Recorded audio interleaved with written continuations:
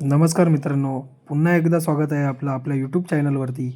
मी आहे दिलीप आणि आपण बघत आहेत एम डी ब्लॉग्स. मित्रांनो, पहिल्या व्हिडिओमध्ये मुंबई टू सोमनाथ कसं पोचायचं हे आपण शेअर केलेलं आहे. या व्लॉगमध्ये आपण सांगणार आहोत की आपण कुठे फिरू शकतो, टायमाचे नियोजन आणि किती खर्च होतो. चला मित्रांनो, सुरू करूया आपला डे 2. नमस्कार मित्रांनो, आता आपण रेडी होऊन निघालो आहे. आता आपण थोडा नाश्ता करू आणि नंतर लगेच निघू सोमनाथ दर्शनाला.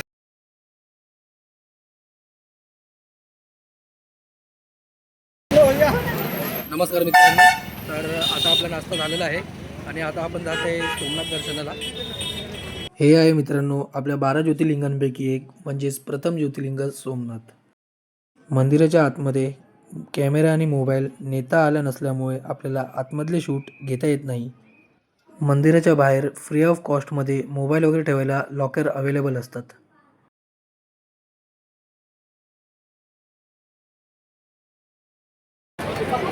आपलं सोमनाथ दर्शन झालेलं आहे. आता आपण जात आहे ओशन व्ह्यू बघायला. तिकडनं सोमनाथचं बॅक साईड दर्शन होतं.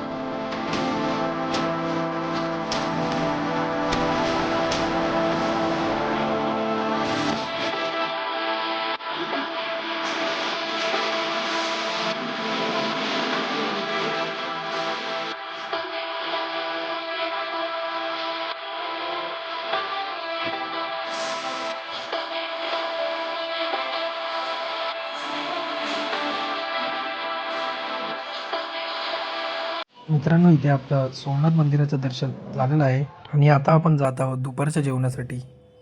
जुन्या सोमनाथ मंदिराच्या समोर निशुल्क भोजनालय तुम्हाला इथे भेटून जाईल. इथे तुम्हाला कोणतेही पैसे न घेता भोजन तुम्हाला प्रसादाच्या रूपात भेटून जाईल. मित्रांनो, आता आपले दुपारचे जेवण झालेले आहे आणि आता आपण जात आहोत बाकीचे स्पॉट कव्हर करायला. मित्रांनो, सोमनाथ मंदिरासमोरून सोमनाथ ट्रस्टने चालवलेली बाकीचे स्पॉट कव्हर करायला बस तुम्हाला इथून भेटून जाईल. बसचं टायमिंग सकाळी 8 वाजता आणि दुपारी 3 वाजता असं आहे. ही बस तुम्हाला मात्र 30 रुपयामध्ये बाकीचे स्पॉट 2 ते 2.5 तासात कव्हर करवते. नमस्कार मित्रांनो, आपण इथे आता सोमनाथ दर्शनासाठी आलो होतो आणि सुंदर प्रकारे आपले सोमनाथ दर्शन झाले आहे. आजूबाजूचे लोकेशन कव्हर करायला बस टाईममध्ये नसल्यामुळे आम्ही ऑटो केली होती. तर तुम्हाला कमी प्राईजमध्ये कोणकोणते लोकेशन फिरणार, चला जाणून घेऊया. कालका तीर्थ है जहाँ कृष्ण भगवान को तीन लगा था, फिर में जो समुद्र में तीन शिवलिंग है उनका नाम बाणगंगा है और 3 नदियों का संगम होता है। त्रिवेणी संगम में वहाँ कृष्ण भगवान का अग्नि संस्कार किया था। और गीता मंदिर भी है, वहाँ कृष्ण भगवान का देह त्याग किया था। और सूर्य टेम्पल है, हिंगलाज माता की गुफा है, 5 पांडव की गुफा है, शारदा मठ है। सब अच्छा पहुँच है, देखने लायक का स्थल है। ठीक है भैया। नमस्कार मित्रांनो, आता आपण आलो आहे बालका तीर्थला. इथे जरा नामक शिकाऱ्याने श्रीकृष्णाच्या पायाला बाण मारला होता. महाभारताच्या युद्धानंतर अनेक वर्षांनी गांधारीच्या शापामुळे यादवांचा नाश झाला. त्यानंतर एकदा भगवान श्रीकृष्ण पिंपळाच्या झाडाखाली ध्यानस्थ बसले होते. जरा नावाच्या एका पारध्याला लांबून श्रीकृष्णाचा पायाचा तळवा एखादा हरणाच्या मुखासारखा वाटला. त्याने चुकून विषारी बाण मारला, जो श्रीकृष्णाच्या तळपायाला लागला.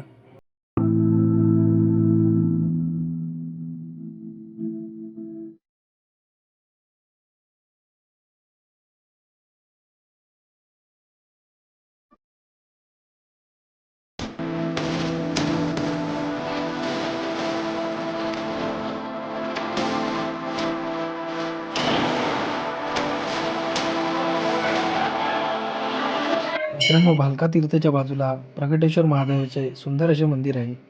मित्रांनो, आता आपलं भालका तीर्थ झालेलं आहे. आता आपण नेक्स्ट स्पॉट घेणार आहे बालगंगा तीर्थ. नमस्कार मित्रांनो, आता आपण आलेलो आहे बालगंगा तीर्थला. इथे 5 शिवलिंग आहेत आणि 2 शिवलिंग समुद्राच्या आत असल्यामुळे दिसत नाहीत, पण 3 शिवलिंग आपल्याला. पौराणिक कथेनुसार ज्या जरा नावाच्या पारध्याने श्रीकृष्णाला बाण मारला होता, त्याने शिकार करण्यापूर्वी याच ठिकाणी स्नान करून महादेवाची पूजा केली होती. या तीर्थाचे सर्वात मोठे वैशिष्ट्य म्हणजे समुद्राच्या पाण्यात असलेली 2 शिवलिंगे. ही शिवलिंगे ओटीच्या वेळी स्पष्ट दिसतात. भरतीच्या वेळी ती पूर्णपणे पाण्यात बुडलेली असतात. भगवान श्रीकृष्ण यांना बाण लागल्यावरती ते इथे आले होते. त्यांना ताण लागली असताना त्यांनी जमिनीवर बाण मारला आणि त्यातूनच गोड्या पाण्याचा प्रकट झाला, म्हणूनच याला बाणगंगा असे म्हटले जाते. आजही हे ठिकाण अरबी समुद्राच्या जवळपास असलं तरीही येथे गोड्या पाण्याची उपलब्ध आहे. मित्रांनो, आपल्याला नेक्स्ट लोकेशन असणार आहे सूर्य मंदिर, 5 पांडव गुफा.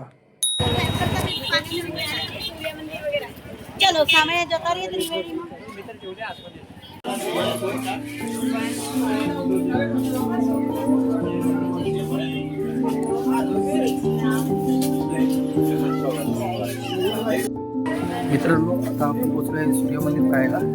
बघूया आता. हे मंदिर नागर शैलीतील वास्तुकलेचा एक उत्कृष्ट नमुना आहे. मंदिराच्या भिंतीवर बारीक कोरीव काम केलेले असून त्यावर विविध देवी देवतांचे मूर्ती कोरलेल्या आहेत. या मंदिराची रचना अशी केली होती की सूर्योदयाच्या वेळी सूर्याची पहिली किरणे थेट मूर्तीवरती पडतील.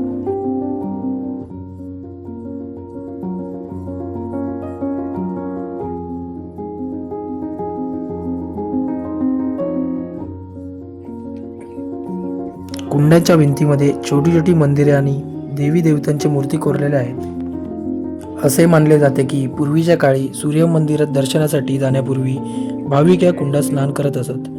हे कुंड सूर्यदेवाला समर्पित असून त्यातील पाणी पवित्र मानले जाते.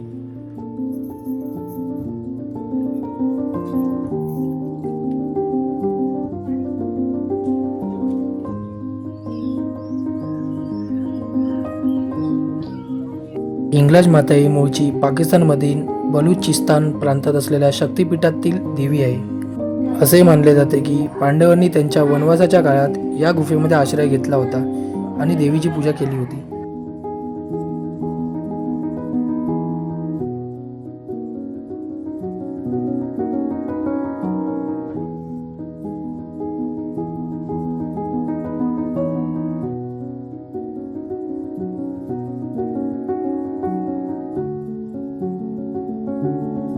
आपलं नेक्स्ट लोकेशन आहे त्रिवेणी संगम.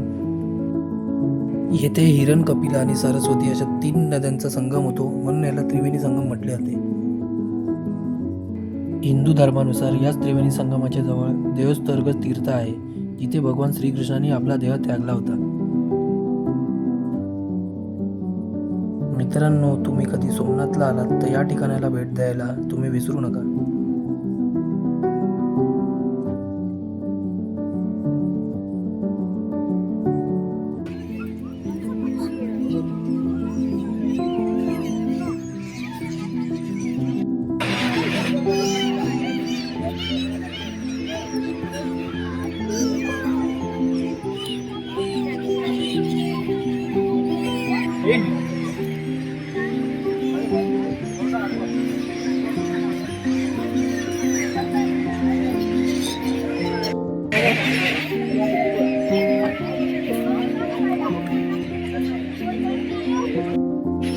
या ठिकाणाला सूर्यास्ताच्या वेळी तुम्ही भेट देत असाल तर सुंदर असा सनसेट तुम्हाला बघायला भेटेल.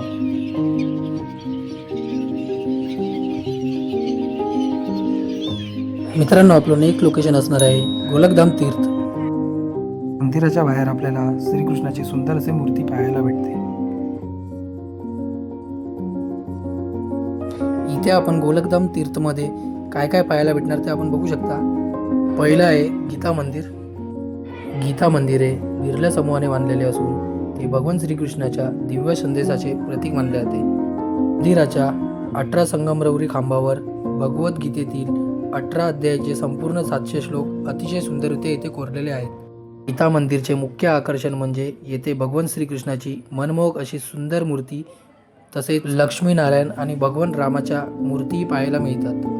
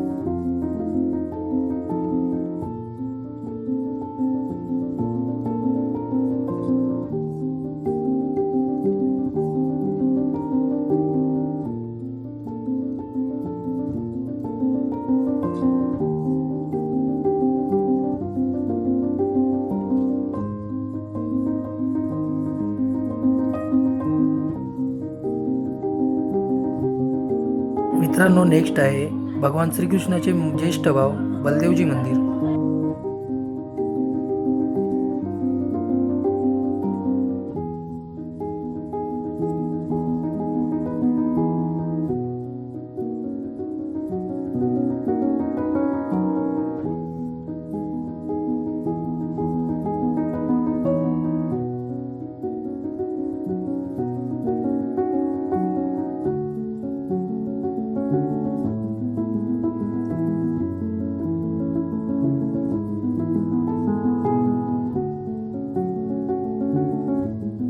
मित्रांनो, आता संध्याकाळचे 6:15 वाजले आहेत आणि आपल्याकडे आता टाईम उरल्यामुळे आपण परत एकदा सोमनाथ मंदिराकडे आलो आहे, जेणेकरून आपण रात्रीचा लाईट शो वगैरे कव्हर करू.